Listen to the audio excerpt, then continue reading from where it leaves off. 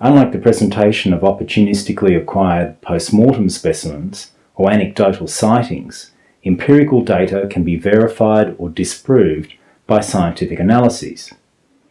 Importantly, this allows claims or hypotheses based upon these data to be critically reviewed. In the absence of data confirming the direct observation of living foxes in the Tasmanian environment, scatDNA surveys generated the most critical empirical evidence available to the fox eradication program. Surveys that sought fox-specific mitochondrial DNA from scat surveys were undertaken predominantly after 2005. Mitochondrial DNA is found in most animal cells and is contained within the small organelles responsible for energy metabolism. This form of DNA differs from that found in the chromosomes within the cell nucleus. Importantly, mitochondrial DNA cannot be used to identify individuals or genotypes by determining their unique genetic fingerprint. In this case, it was used to provide a means of discerning fox scats from those of other species. By mid-2012, 61 of 9,940, or 0.6%, of all scats collected in Tasmania were assigned by this method to be fox positive. In a study reported in late 2012, Sare and others retrospectively concluded that from 7,658 scats from which DNA was successfully amplified, 56 had produced fox indicative sequences. These authors then produced a habitat-specific model of Tasmanian fox distribution and concluded that foxes were now widespread. The distribution of foxes was assumed to be associated with common flora and geomorphology that the authors additionally suggested should be targeted with more widespread and intense 1080 baiting. Overall, the precision and validity of these scat DNA data have not been tested, given the general assumption that all DNA data is effectively infallible. Therefore, each assigned fox-positive result has been used to support the hypothesis that a population of foxes exists in Tasmania. However, in the absence of any other empirical data confirming the presence of a living fox population, we sought to determine if this assumption could be validated. To do this, we assessed these scat DNA data for evidence of type 1 error, or their potential to generate false positives. In this presentation, we restrict our analysis to 4 main questions to this end. Firstly, are these scat data adequately replicated and unlikely to be influenced by type 1 error? Next, do Tasmanian data correspond with expected replication patterns based upon mainland fox scat DNA surveys? Thirdly, does the expected probability of fox scat detection by dogs correspond to that obtained in Tasmania? And lastly, does the spatial, temporal and geographic pattern of positive scats fit that expected to come from a fox population? All diagnostic tests have potential for error. Consequently, the probability of generating false positives or false negatives must be defined. This is vital in order to determine the precision of any test, because without this information, the results are potentially misleading. This is especially the case when a single or small number of false positives might lead to a flawed conclusion that a unique event has occurred.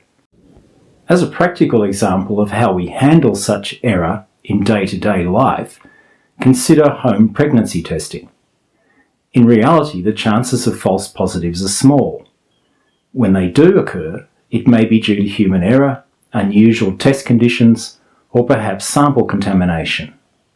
Yet most people intuitively recognise the small risk of false positives, given the magnitude of such an error to them personally.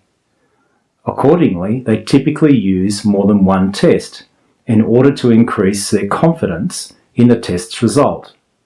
This makes good sense. Because the probability of error in the first test is small, the chance of two tests being similarly affected is much less probable. Therefore, the more tests performed that replicate a consistent result, the more confidence that can be placed in the test's outcome overall. It is the very same concern when it comes to detecting foxes with scatDNA surveys. Replicating positive scatDNA results also better ensures that true positives are being detected. It's important to emphasise once more that false positives may not necessarily arise due to a flaw in the test assay itself, but this may be due to contamination or unusual test conditions. Yet as the probability of any form of random error occurring consecutively is much lower, the replication of a positive result is essential in order to show that the false positives are not mistaken for true positives.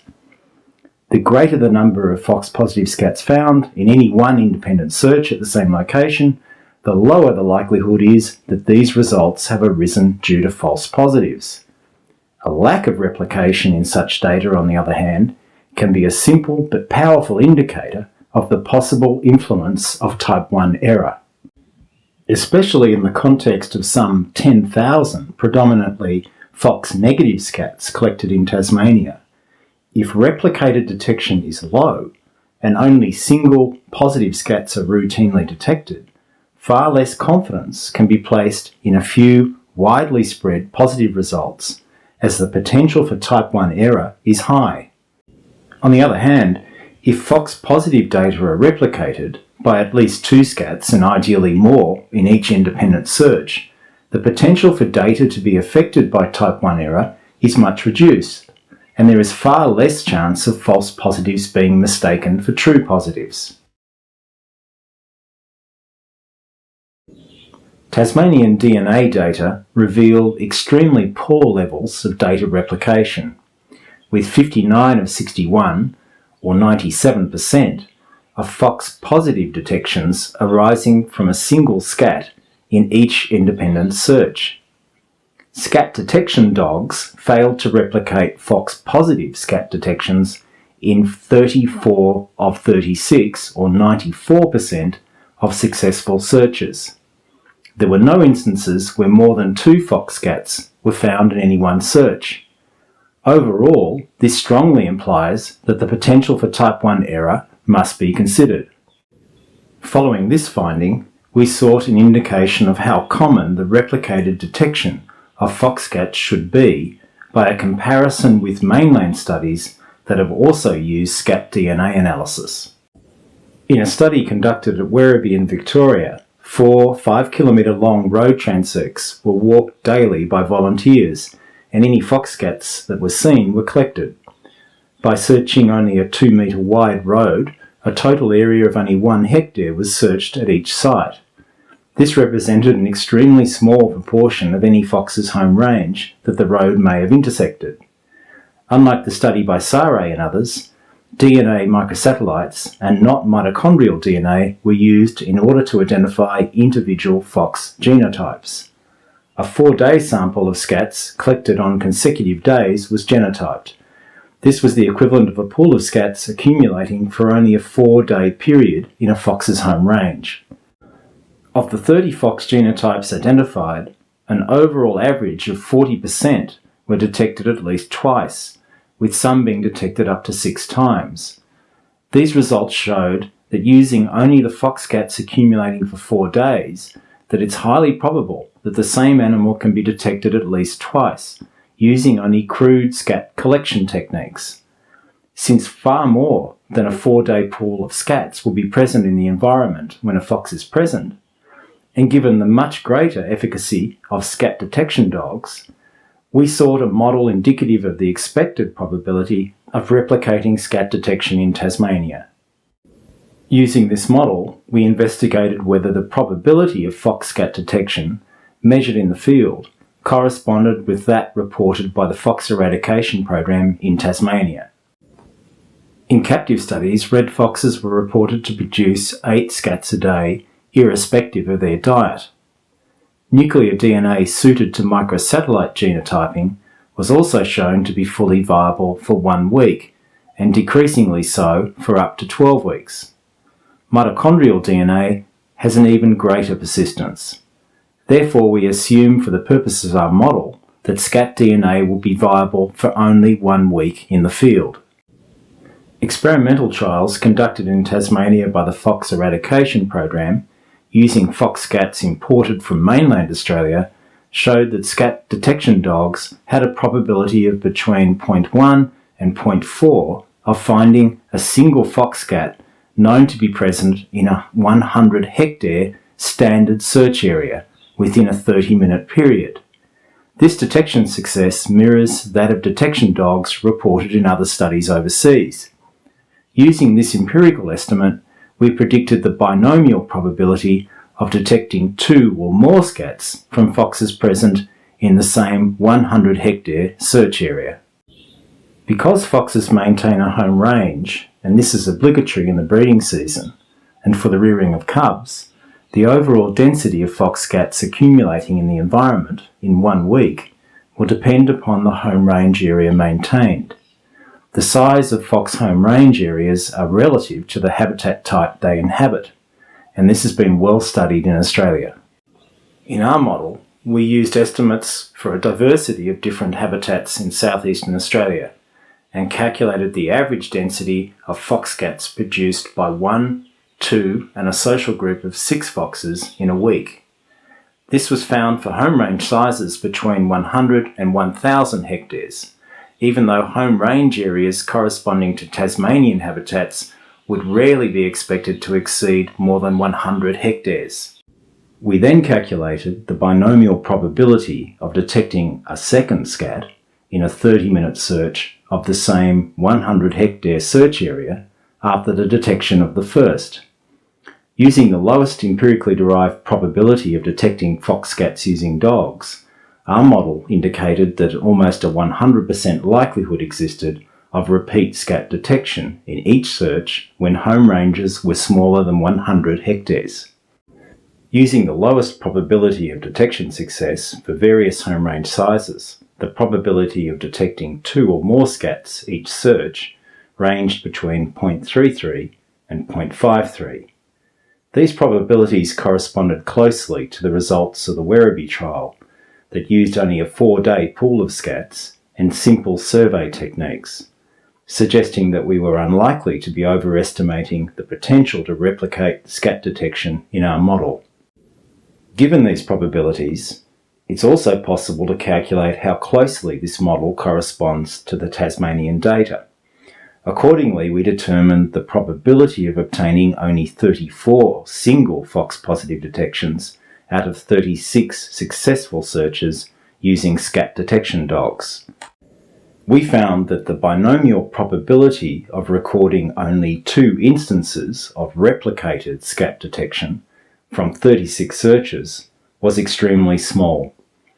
In simple terms, we conclude that there is between 1 chance in 100,000 and approximately 1 chance in 800 million that the Tasmanian data correspond to our conservative empirical model. This represents a non-trivial disparity between the actual Tasmanian data and an expected detection probability for single foxes. The Tasmanian data do not correspond to the expected frequency of scat replication. Given this result, it's particularly notable that a high proportion of fox-positive scats were found in urban, semi-urban or rural fringe environments. This is relevant because it strongly implies that small fox home range areas would be maintained by any foxes present. However, our estimate of scat detection probability was based upon home range areas up to 20 times larger. This suggests that our model is highly conservative. Finally, we examined the spatial, temporal and geographic pattern of fox-positive scats in order to see if they conform to a pattern typical of that expected from a fox population. In order to do this, the distance between nearest neighbour scat pairs was calculated, as well as the duration in days that had elapsed for each of the pairs to form. The number of pairs that occurred within a circular area of 639 hectares was calculated. This limit corresponded to the mean 95% home range area found for foxes in northern Victoria. It was chosen as a highly conservative fox home range size, being up to 10 times greater in area than for fox home ranges estimated for urban, peri-urban and other habitats in southeastern Australia. We found that only 3 scat pairs were found within this area, indicating that few could be assumed to have arisen from within a very large fox home range area. Furthermore, there was a mean of 281 days to form each pair, suggesting that little replication of fox-positive scats had occurred within a reasonable temporal scale. Overall, we concluded that the detection of fox-positive scats had not been replicated on a spatial and temporal scale consistent with that expected for foxes maintaining even an extremely large home range. We next looked for instances where the geographic distribution of fox-positive scats was anomalous. One example was the detection of a scat on Bruny Island. This is especially notable given that the island is separated from Tasmania by an approximately 2 kilometre wide water barrier at its closest point. It appears highly unlikely that a fox could have colonised Bruny Island. Much narrower water bodies are known to provide effective barriers to fox invasion, even when adjacent to mainland areas where foxes are endemic. It's far more probable that this anomaly fits a pattern consistent with the distribution of false positives. In addition, the majority of singular fox-positive detections appear to be highly correlated with highways and vehicle access roads. Significantly, putative fox scats were found to be a mean distance of only 82 metres from vehicle access roads and 1.5 kilometres from major highways. These distances were statistically much larger for randomly placed points within the model of Tasmanian fox distribution proposed by Sare and others for vehicle access roads and highways. Moreover, a significant correlation was found between average vehicle traffic flow and assumed fox-positive scats. The close association of road infrastructure with fox scat detection appears to deviate substantially from the model proposed by Sare. In summary, we conclude that the fox-positive data obtained in Tasmania have poor replication and appear highly indicative of type 1 error. In contrast, repeat detections of fox scats are easily achieved in mainland scat DNA studies, even without detection dogs and using only a 4-day pool of scats.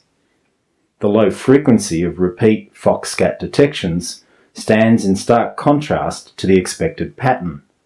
Binomial probability estimates show this to be a non-trivial disparity. It is highly improbable that aspects of the spatial, temporal and geographic data are consistent with that of a fox population. The main implications are that these data, used by Sare to model fox distribution in Tasmania, are almost certainly flawed. They have in all probability arisen due to type 1 error, although the precise causes and nature of the error await clarification. Currently, no valid empirical data supports the hypothesised presence of an extant fox population in Tasmania.